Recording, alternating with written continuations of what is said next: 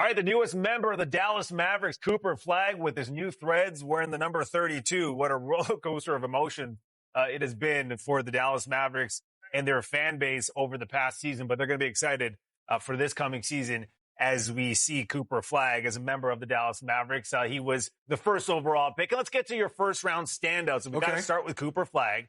All right, there has been so many comps out there. Cooper Flagg's going to be this guy. He's going to be this guy. Smitty, give me his skill set and a realistic approach to what you think he could be in his first year. You know what I love about him is his versatility, because on the offensive end, he can bring it down and push it. But then at his height, he could play without the basketball. And I know that's cliche, but he moves like a guard without the basketball. But then he has the toughness of an old school kind of power forward, shoots it pretty good. But what I love the best about him, on both ends of the court, Nabil, he competes. He's a competitor. He understands the game. He makes the right play. And then also, at times, you can say, hey, I can be the go-to guy. I think this is a phenomenal pick for anybody because he does so many different things well, and he has great size, and he's still young, and he has a great motor. Quickly, how does he fit in with the Mavericks? He fits great. I mean, you talk about Anthony Davis at the 5, he's at the 4, but also you can go big and have him at the 3 because he has Clay and other shooters around him. And the only thing is now I'm just waiting to see Kyrie Irving with this group. Right. I mean, Cooper Flagg is going to have a beautiful career without those guys, but isn't it nice to come in with some Hall of Famers, future Hall of Famers that you'll be playing with? A great setup for him. San Antonio, meanwhile, adding 2 young pieces to their intriguing core. Most notably, Dylan Harper, who went 2nd overall, and Carter Bryant. Let's start with Dylan Harper. What are we getting in him? He can do it all. He has great size, great feel. The one thing you'll love about him, does it different than Kyrie, but he can finish with both hands, shoot the jump shot well, and he plays with a lot of force. He also has some finesse. What you love about him is he just understands the way he needs to play. He understands the defense. You can tell he's done a lot of film work, and I'm a big fan of his dad. He was like a mentor to me when I was coming out in college, so I'm definitely rooting for this kid. And his mom coached him throughout high school. It's a great story. What about Carter Bryant? Carter Bryant, 3 and D. Okay. 3 and D, but everybody talks about elite talent. But you know what? When people start saying elite character, that's all I keep hearing. And then on the basketball court, spot-up shooter, doesn't do well, creating his own shot, but unbelievable cut. And then we saw the OKC series in Indiana, the guys who know how to play without the basketball and cut. It's been a lost art that he can do that.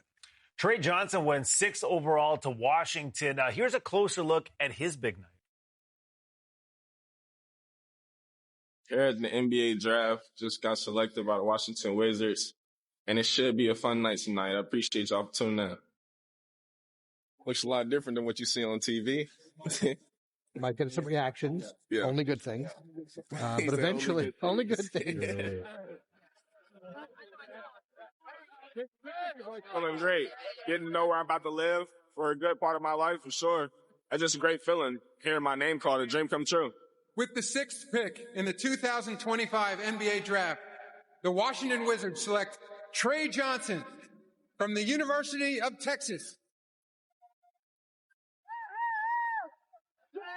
Kind of set in when you heard him when he first walked up and said good evening. That's the same thing you hear on 2K before your man get picked. Feeling amazing at the moment. Phone blowing up in my pocket. Hold on. Did they just take him in Atlanta? DQ? Oh, yeah. It's about to be something special down there. What's up, Wizards fans? I can't wait to touch down in D.C. and get started. All right, Trey Johnson. I don't know about the outfit. I'm sorry. I don't know about the shorts. I thought you liked it, DeVille. You're a fashionable guy. Maybe I can't pull it off. Let's put it that way. What do you like, though, about his situation in Washington? What I love about him is because of all the veterans he has around him. When you have a young guy, I really, Washington's been the butt of a lot of jokes over the last years, but Trey Johnson, first let's start off with him. To me, the best shooter in this draft. And his numbers is only 39.7, but he drew a lot of attention. His form, he shoots about 87 from the free throw line, but he also averages about 20 points.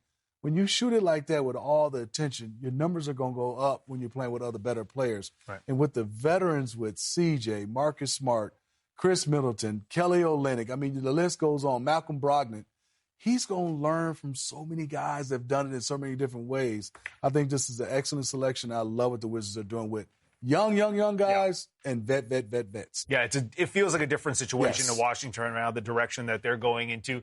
Cedric Howard is one of the best stories of the draft. His journey is worth noting. This guy was a 0-star recruit. Started in D3, then goes to Eastern Washington, Washington State, and now the 11th overall pick in the 2025 NBA draft. It is incredible where he has gotten. He's going to remind you of a Lou Dort, Neesmith, but they all, like in college, they can score the basketball, but they know how to win games by just getting out there and competing and defending. Look, I mean, here's a guy, 55.7%, 7 rebounds, gives you assists. And he made a quote. He said, I'm not going to be anybody's friend when I come to the NBA. So don't look for me to make friends with anybody that I'm playing against. This is a good pickup. That is a great mentality to have. It's kind of different from what you're seeing with a lot of old school. There you go. That's right there. It's old school. Hey, a lot of youngsters looking to prove something right now. When we come back, we're going to focus on one of the vets. And one of the superstars of this league, Giannis Antetokounmpo. His status still kind of up in the air. We'll tackle that and other offseason questions. Hey, the NBA offseason is undefeated. There's always something that's popping off. We're already off to an incredible start here. Let's get into some offseason questions, and we start with the champs. Do the Thunder stand pat, or do they need to make some tweaks in order to have a chance to repeat at this thing? Bill, I know it's crazy kind of asking the question, but I'm just going to do it because of their age, which is very, very young. I mean, because they have one guy in basically the rotation is the Jalen Williams, the power forward Jalen Williams, who's a free agent.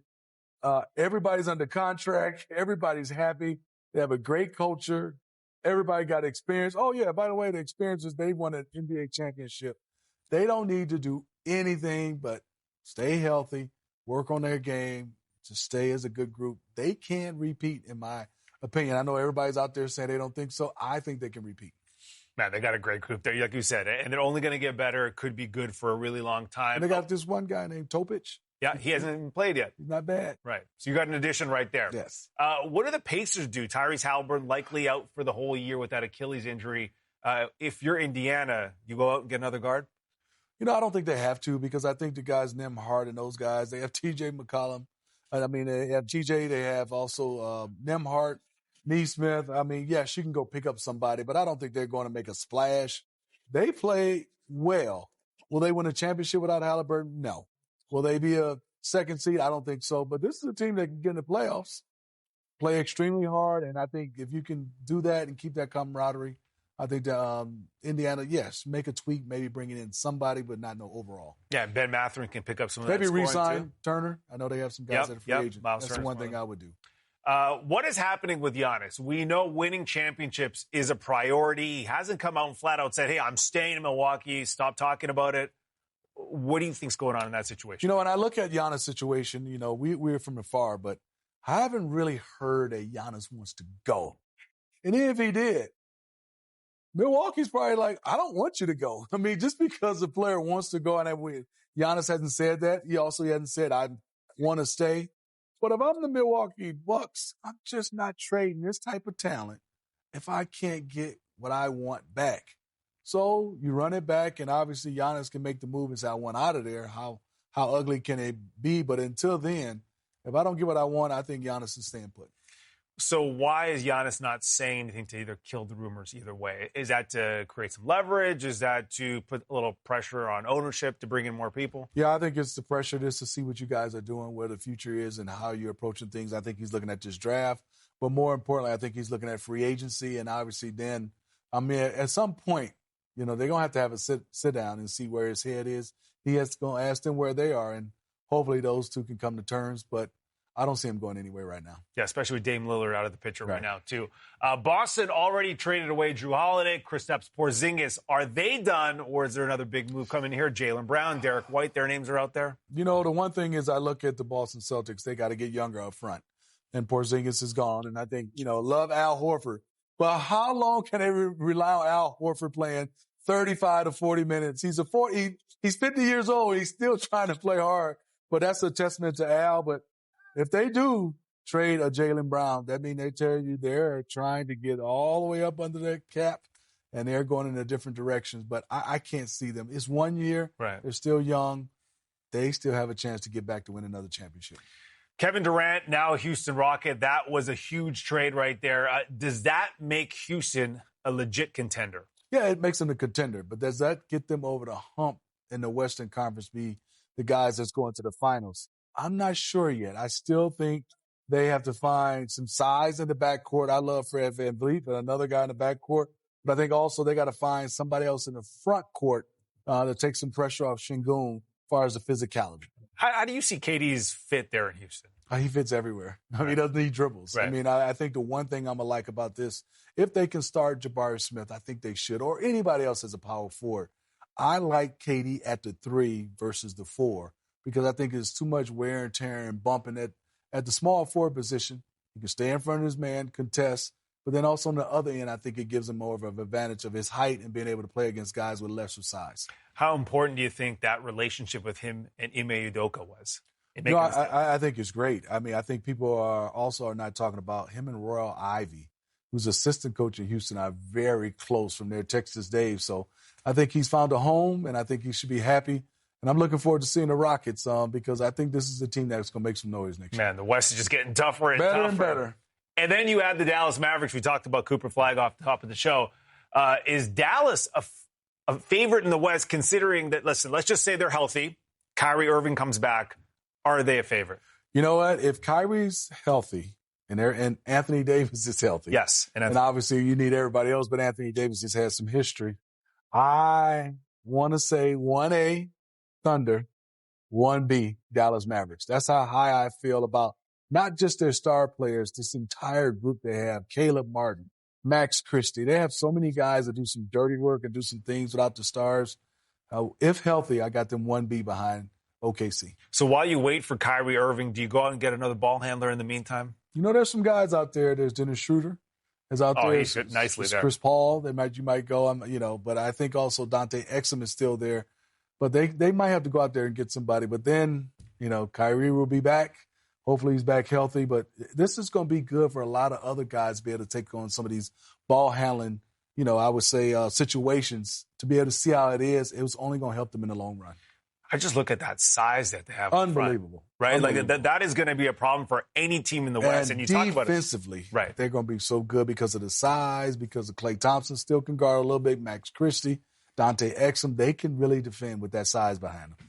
Man, again, the NBA offseason is so great and more moves to come potentially. But as of right now, the West looking real good once again. Hey, coming up, we'll check in on the WNBA, the Sparks and Fever. No Caitlin Clark, but she still figured into the story with Kelsey Plum. Ooh, finger roll, Kelsey. The Sparks going to win 85-75. Did you see that jab? That was nice. Pretty special. It's nice. Coming up Monday, June 30th, 6 Eastern, teams can officially negotiate with free agents in the NBA. So that's important to note. Can't officially sign them to July 6th, but Monday you can start talking at 6 Eastern. We look at LeBron James, James Harden. Both have player options. What do you think is happening with those two guys? LeBron James is opting out. He's going somewhere else. No, I'm just playing. Clip that. Put that on social. He does have a player option, but I think he probably will opt out and re-sign. Right. What about James Harden, who had just this incredible year? I think he got to stay there. I mean, it's just a great season for him. He's back home in L.A.